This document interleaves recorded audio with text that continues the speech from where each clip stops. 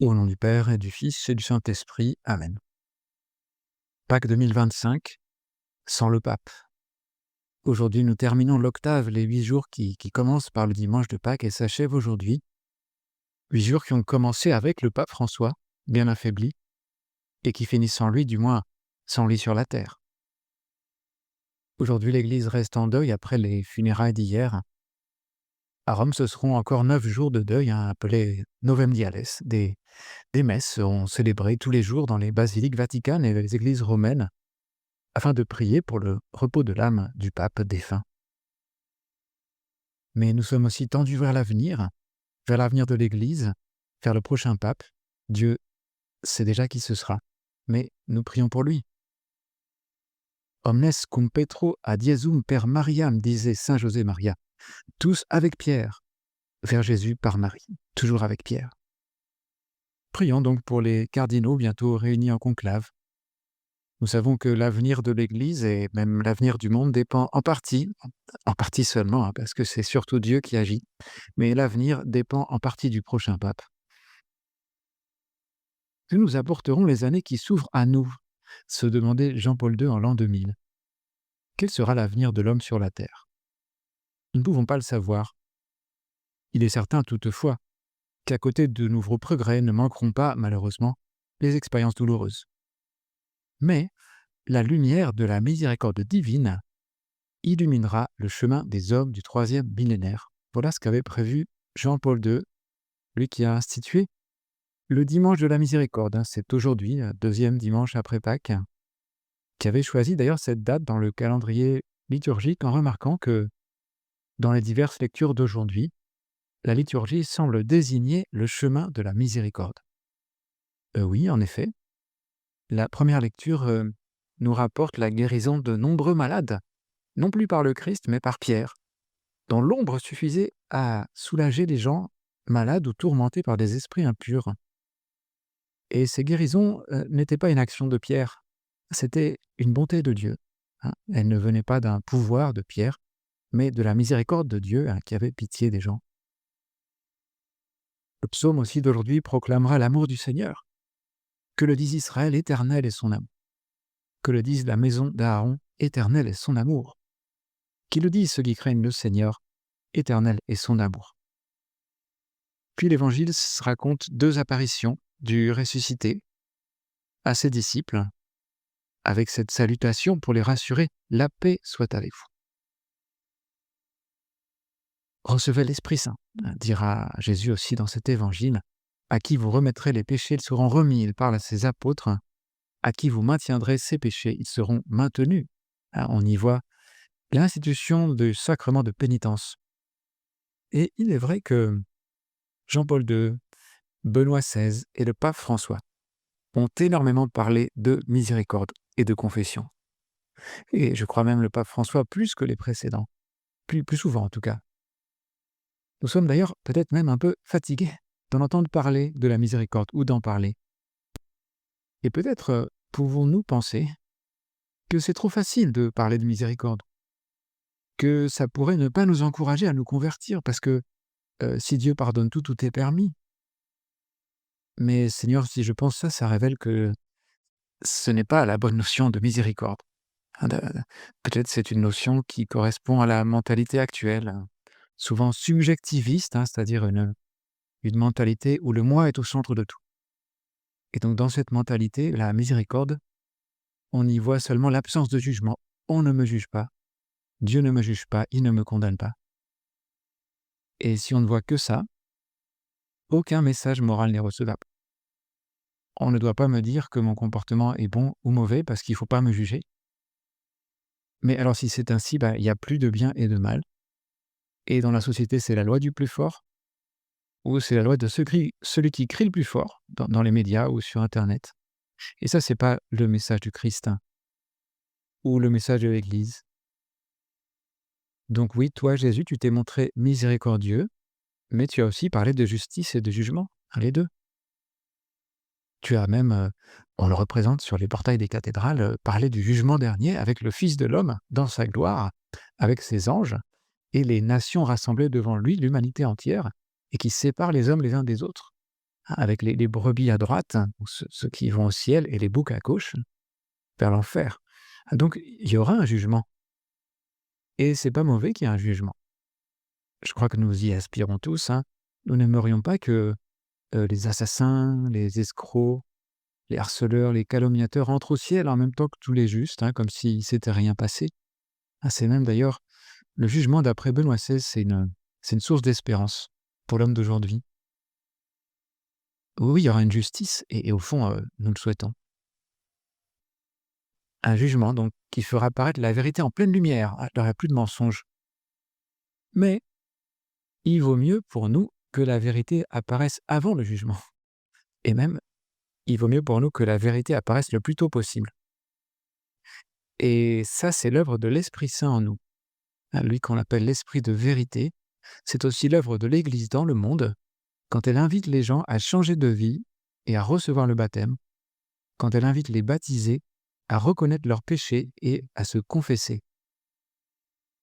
Reconnaître la vérité, donc. Ça peut nous faire honte, mais disait le pape François, cette honte est bonne. Quand nous éprouvons de la honte, disait-il, nous devons être reconnaissants. Cela veut dire que nous n'acceptons pas le mal. Et ça est bon, cela est bon. La honte est une invitation secrète de l'âme qui a besoin du Seigneur pour vaincre le mal. Le drame, disait le pape François, c'est quand on n'a plus honte de rien, hein, quand il n'y a plus de bien et de mal. Alors donc oui, la vraie conception de miséricorde n'est pas simplement l'absence de jugement. Elle n'est pas l'absence de jugement, puisqu'il y en a un, mais elle inclut aussi et surtout la notion de vérité. Et sans vérité, il n'y a pas de miséricorde. Si je mens, je ne peux pas être pardonné. Alors Seigneur, que je reconnaisse la vérité sur moi-même, sur mes péchés, et aussi la vérité sur toi. La vérité sur Dieu, c'est que le Seigneur n'est pas une sorte de divinité lointaine, une espèce de molosse inaccessible, hein, qu'il vaut mieux ne pas fréquenter de près. Non, la vérité sur Dieu, c'est celle d'un Père très tendre pour les enfants que nous sommes, c'est celle d'un Fils qui nous a rejoints dans notre humanité et qui a donné sa vie pour nous, et c'est celle du Saint-Esprit qui est à l'œuvre en nous en profondeur pour nous faire participer à la vie divine, pour nous faire partager le bonheur de Dieu. La vérité sur Dieu, c'est que Dieu est amour, selon saint Jean, que Dieu a tout, il ne manque de rien, mais il y a pourtant une chose que nous pouvons lui donner et qu'il n'a pas, c'est notre amour. Parce que ça, c'est libre. Si nous ne lui donnons pas, il ne l'a pas. Si nous lui donnons, il est comblé et il nous comble. Lui à qui on peut refuser l'amour, alors qu'il est allé jusqu'à la mort sur la croix. L'évangile d'aujourd'hui raconte aussi l'apparition à Thomas l'incrédule. Un Thomas, donc l'un des 12, qui n'était pas présent le soir de Pâques, lors de la première visite de Jésus ressuscité à ses disciples. Où était-il? On ne sait pas. Est-ce qu'il menait une vie un petit peu indépendante? Enfin, ce premier soir, les disciples furent remplis de joie en voyant le Seigneur. Et une semaine plus tard, euh, il apparaît à nouveau. Et Thomas est là. Et l'Évangile ne décrit pas beaucoup l'apparence de Jésus. Il met seulement en évidence un détail. Il leur montra ses mains et son côté, c'est-à-dire ses blessures. Et pour Thomas aussi, Thomas, il voulait voir dans les mains la marque des clous et dans le côté, le creux de la lance. Et donc, on a l'impression que les disciples ont reconnu Jésus par ses blessures. En fait, pas par le mal qu'on lui avait fait, et là où il nous a sauvés. Et donc, si on regarde bien, la vérité sur Dieu, c'est que lui tourner le dos par le péché, c'est vraiment injuste. Et c'est vraiment cruel. Et ça, c'est la vérité. Et la constatation de la vérité sur nous-mêmes et sur Dieu entraîne le regret, la contrition. Et s'il y a regret, il n'y a pas de problème. Il y a le pardon. Mais il faut la vérité et il faut le regret. Donc la juste conception de la miséricorde, c'est pas un coup d'effaceur. Le Seigneur ne dit pas c'est pas grave ou t'as rien fait. Dieu ne justifie aucun péché. C'est l'homme qui essaye de justifier ses péchés. Ah, l'homme revendique, il manifeste, il écrit des livres, il fait passer des lois même pour justifier jusqu'à l'avortement. Mais ces lois sont mensongères, parce qu'on ne peut pas justifier le mal. Dieu justifie aucun péché, mais il justifie des personnes. C'est-à-dire qu'il les fait passer de la condition de pécheur à la condition de juste par sa miséricorde. Et ça, c'est la plus grande œuvre divine. Et oui, c'est en toi, Seigneur, et seulement en toi, qu'on trouve donc l'alliance parfaite de la justice et de la miséricorde. Dieu est le seul vrai juge du monde. À nous jugeons imparfaitement. Mais Dieu, il a le droit d'être juge, parce qu'il est le Créateur et parce qu'il est innocent. Il n'est absolument pas mêlé à nos histoires. Il est complètement étranger à la sphère du mal. Donc Dieu est juge, mais il intègre et dépasse la justice dans quelque chose de plus grand. Et cet événement plus grand, c'est la croix. Et la Sainte Écriture n'hésite pas à affirmer que la croix est le jugement du monde. C'est Jésus lui-même qui le dit. Maintenant a lieu le jugement de ce monde. Il est à la veille de sa passion. Maintenant, le prince de ce monde va être jeté dehors par la croix. Sur la croix, on voit tout le mal du monde. La croix, c'est la dénonciation du mal. Combien de mal accumulé sur cet homme innocent. Et sur la croix, on voit aussi tout le bien du monde, et c'est plus que ça. En fait, on voit tout le bien de Dieu. Et sur cet homme qui est Dieu, ne se venge pas, ne proteste pas. Cet homme prend sur lui le mal et remplace cette désobéissance dans laquelle nous nous complaisons souvent par son obéissance. Et sur la croix, il y a une bonté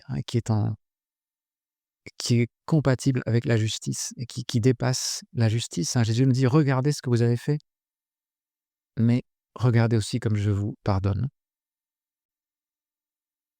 Alors aujourd'hui, nous rendons grâce pour le dimanche de la miséricorde, comme chaque année, mais aussi pour tout ce que le pontificat du pape François a apporté de bon à l'Église et au monde, et en particulier sur ce message de la miséricorde. Pâques 2025, me semble-t-il, est spécialement marqué par la miséricorde. Oui, dit la Vierge Marie dans le Magnificat, « Saint est le nom de Dieu, et sa miséricorde s'étend d'âge en âge sur ceux qui le craignent. »